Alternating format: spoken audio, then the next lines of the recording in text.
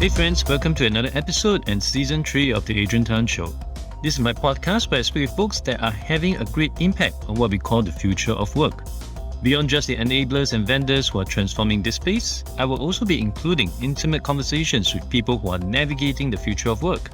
They have successfully transitioned to their new careers and I hope to distill their ups and downs in this unstructured journey so that the rest of us can learn from their best practices. My guest today is Joyita Poddar. She is the Chief Human Resource Officer at Livspace. She brings to the company over 2 decades of experience in human resources, having worked with companies like Sabre Corp, eBay, Star India, Piramal Enterprises, and Saint-Gobain in the past. Her key specializations are in the field of organisational change management, M&A, culture, and people strategy, as well as leadership growth and leadership coaching. An alumnus of the Symbiosis International University, she will lead critical people strategies as well as optimizing talents at Livspace. The core of her focus will be in driving engagement and investing in a high-performance team, with ensuring the core of the unique organization culture is being retained.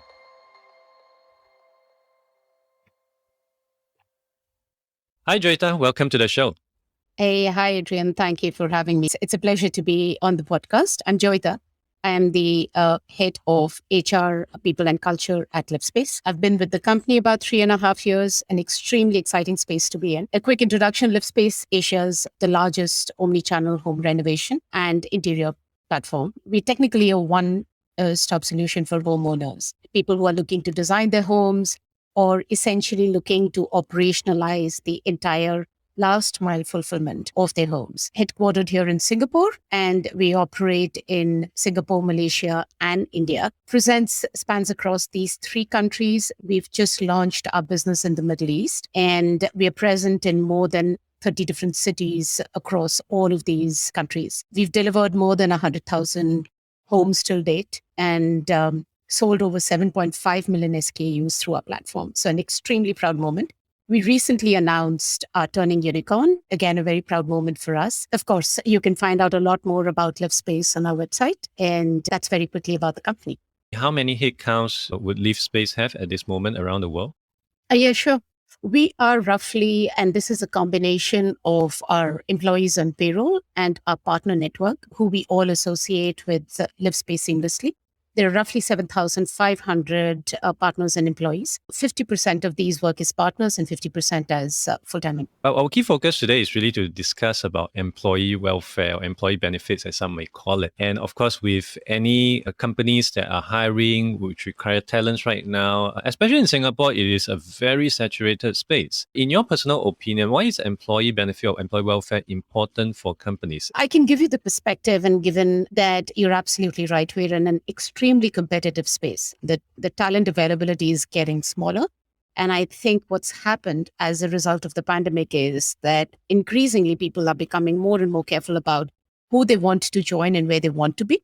So I think aspirations, to the extent workspaces are able to fulfill that, has taken a bit of a turn, I would think, during the pandemic. So I think the less said about welfare, the more said about welfare, the less it is. It's absolutely critical and super important. And I think we took cognizance of it at Livspace, especially coming out of the pandemic.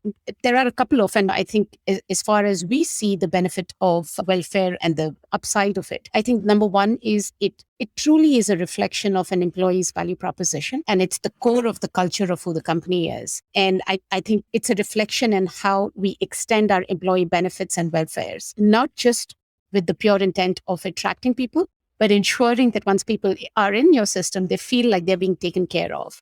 And I think that was our big learning. And I think that's one. Number two is I genuinely think it's a differentiator, and it's out there. You think of some of the largest names, which are employers of choice. And I can proudly say that we've been rated a great place to work ourselves, given the size of our business and the fact that we're a relatively young business. It's a massive feather in the cap.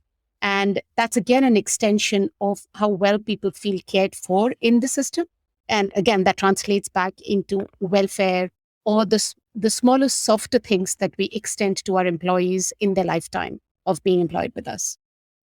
Are you able to share some of the common employee welfares that Livspace is currently providing? And also, in your opinion, what are some of the common ones that all companies should really just consider, since they are a no-brainer? Yeah. So maybe, Adrian, I'll answer this in a manner which truly reflects how we extend our employee benefits. And I think it's less so in a matter of what's the benchmark or what's the market practice, but it's more driven by what's most relevant and what's most important to us as an organization. So I'll begin with, I think, some of the few things that we do, and we do it differently. Every company offers insurance, and we do that too. So it's no different.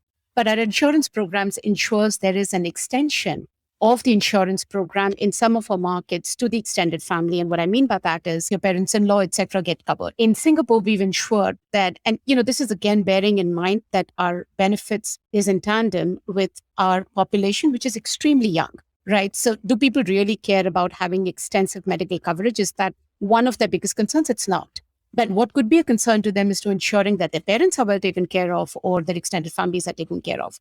So we've extended insurance to some of our markets where we've even allowed our employees to buy a top up and write off a corporate cover such that they get a further benefit that they can extend to their employees. That's an example, right? There are a few other things that we've done, and we realized that as a startup, and we're a successful startup, that obviously assumes that people are working extremely hard. And we want to ensure that we pay that back by at least a day in a quarter where we completely shut offices and everybody goes off on a break. So that's another extension of one of our benefits. We don't cut corners in terms of ensuring that the long hours that people spend in the offices are not sufficiently provided with snacks and counters and wine and cheese. And yet to the extent they feel like this can be an extension and they can take some time off. I think that's also reflective in how our workspaces is. We today sit out of some of our shared offices. And I think it brings about a certain degree of casualness in how we operate. And that's something that we extend to all of our... And one big thing which I absolutely shouldn't miss is we launched something called Live Care during the COVID months. And this essentially came about bearing in mind that, of course, Singapore government was kind enough to cover all its citizens and its foreigners through the vaccination programs, but that wasn't true for some of our other markets. So we held free vaccination drives for all of our employees. What we also did is there was a no question asked salary advance in the event someone needed help to tide over a situation they may be dealing with during the pandemic. We also launched something like the mental health programs, and this is tie up with programs where we not just offered online or digital mental health support to our employees, but we also extended healthcare benefits, which is fitness programs, to all of our employees. We have tie-ups with some of the leading fitness providers here in Singapore, which gets extended to all our employees. So it's a holistic cover and falls under the umbrella of Live Care. Unfortunately, we did lose a few during the pandemic, which is unfortunate. And we've made a promise to their families that we'll take care of the children's education and an extension over a period of time to ensure that financially they don't feel the pinch. So this all fell under the umbrella of Live Care. And one of the guiding thoughts that went into putting this program together was a degree of authenticity. And you would see this, we've done nothing literally in bombarding messages around in social groups telling people about it. We genuinely wanted to do it with the true intent of extending help to our employees to the extent we could. So yeah, these are some of the examples that I could top of mind think of, Adrian. When introducing any new employee welfare programs or even looking at revamping existing ones, I can hear from you what you guys have done, and it's really very authentic, given the fact that there's even coverage for employees who are no longer with you, but you still take care of their family members. It really comes from what I can tell, angle of true empathy, to understand what they're going through and to provide the kind of support that you truly believe that they really require. And how do you advise companies who may be going through this phase right now where they're trying to implement new employee programs, trying to revamp the current set of programs? Are there any guiding principles, any structure, and importantly, any pitfalls that they may truly avoid given the experience that you have so far?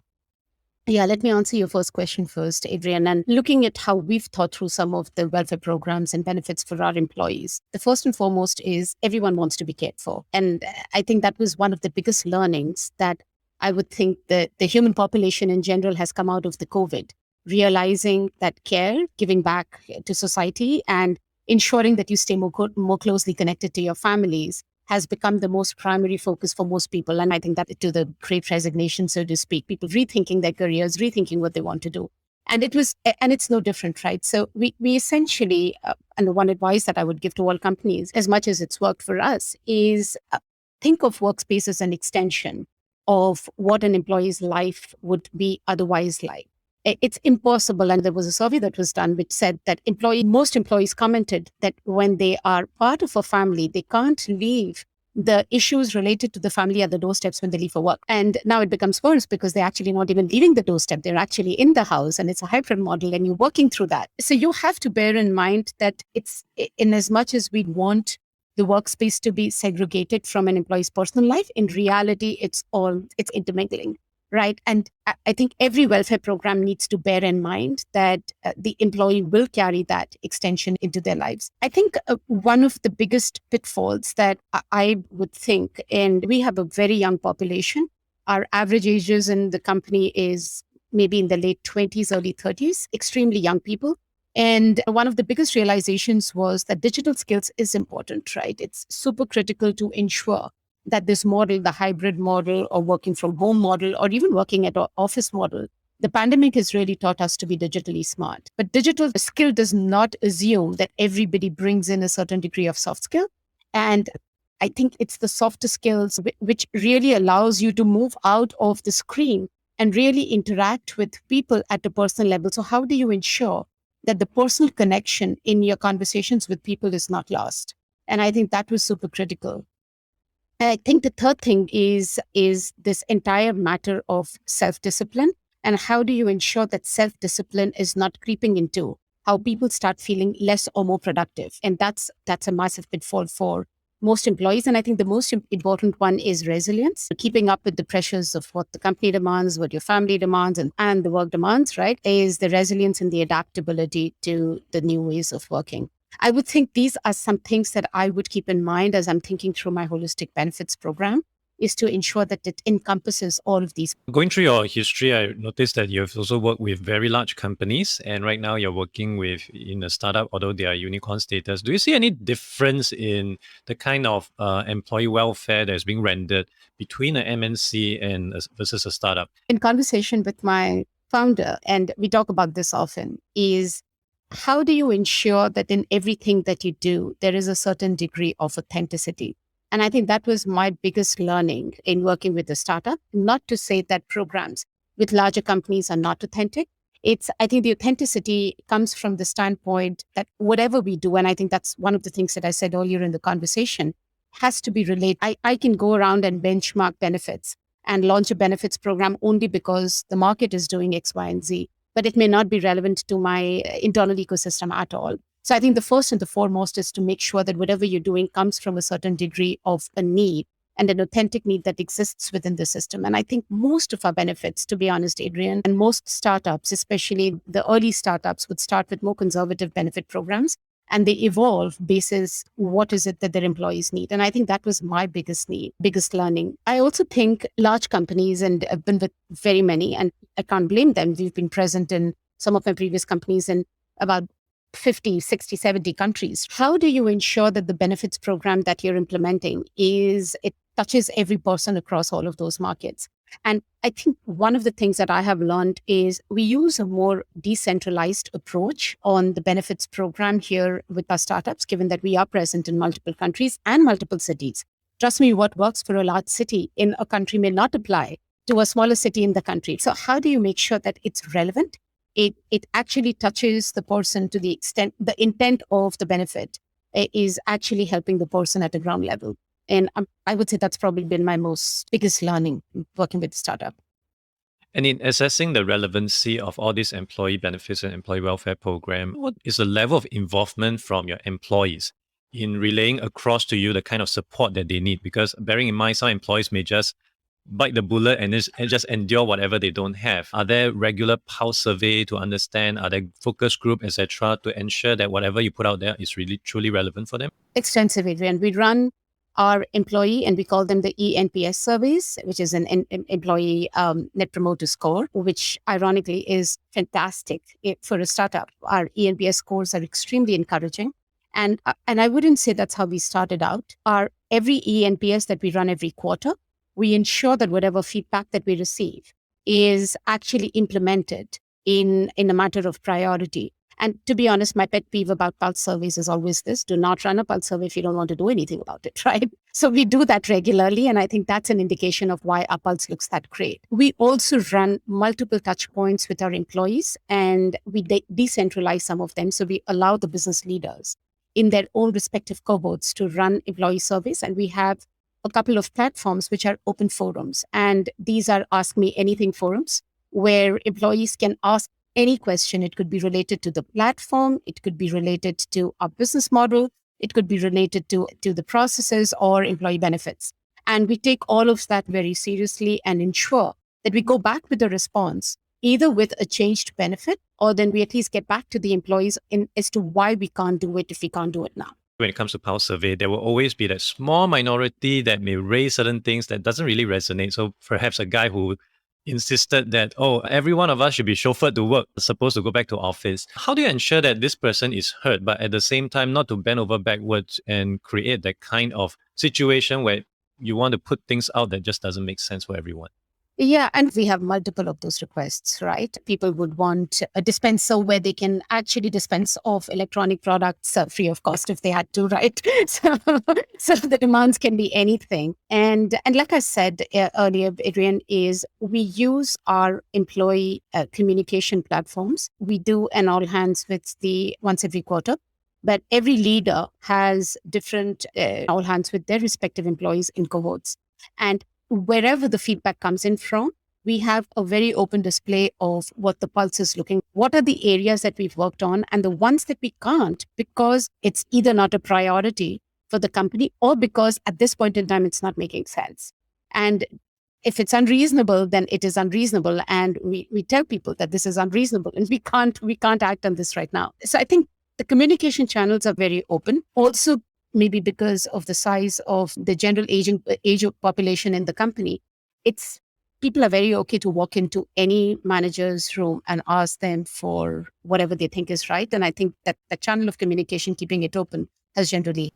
Moving ahead, what do you foresee to be some of the upcoming employee benefit or employee welfare trends, looking at what are going on in the market right now, especially how competitive many of these startups, as well as MNC, coming into the game by throwing things left, right, center in order to attract not just candidates, but also to retain their existing ones?